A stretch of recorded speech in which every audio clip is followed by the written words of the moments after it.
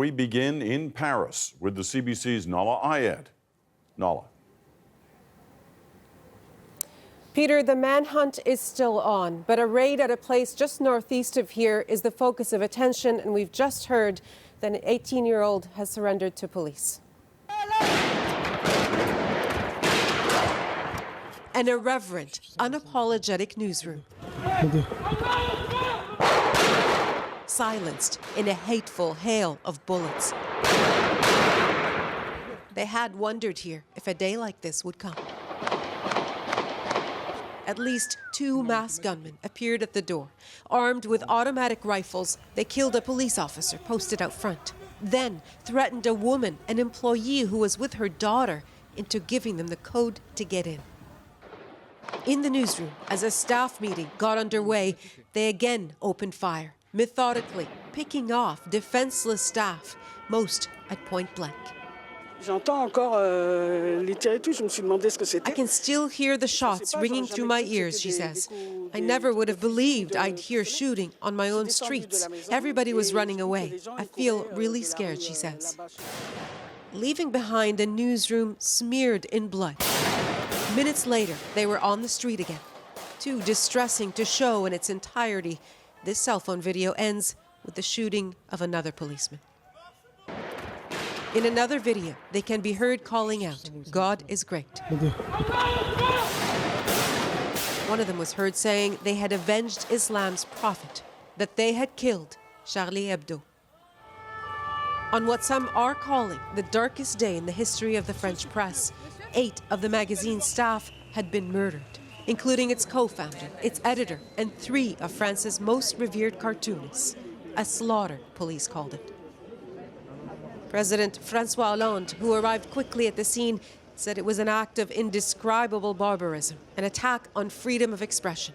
In the evening, he declared tomorrow a day of national mourning. To the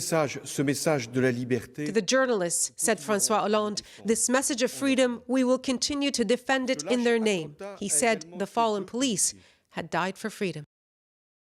Charlie Hebdo specializes in scathing satire, and among its targets, nothing is sacred, no personality, and no religion. Its cover this week featured an author who wrote a book about a France of the future, ruled by a Muslim president and Sharia law. Its staff had just tweeted a cartoon of the ISIS leader with New Year's wishes. The attacker's exact motivation isn't yet clear. They got away in a vehicle they later abandoned and remained on the loose for hours, subject of an intense manhunt. In the meantime, Parisians poured into the streets. The reaction was immediate. Within hours, a spontaneous and emotional gathering of thousands of Parisians who've come to condemn the attack and to call for unity.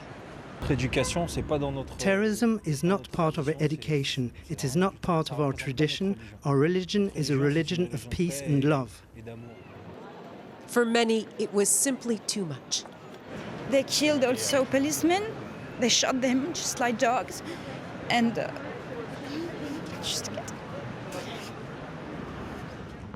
the rallying cry here tonight, Je suis Charlie, I am Charlie.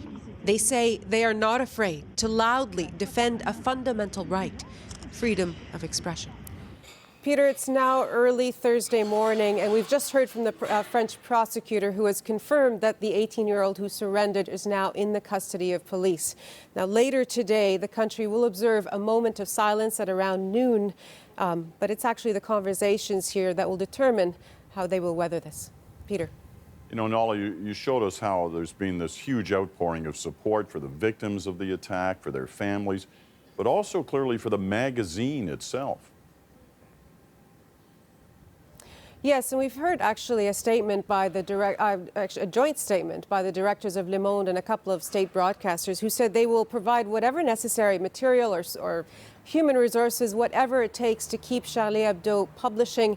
And they said that this was necessary to preserve the principles of independence and freedom of thought and expression, which they called the guarantors of our democracy. Peter. Thanks, Nala. Nala Ayed in Paris.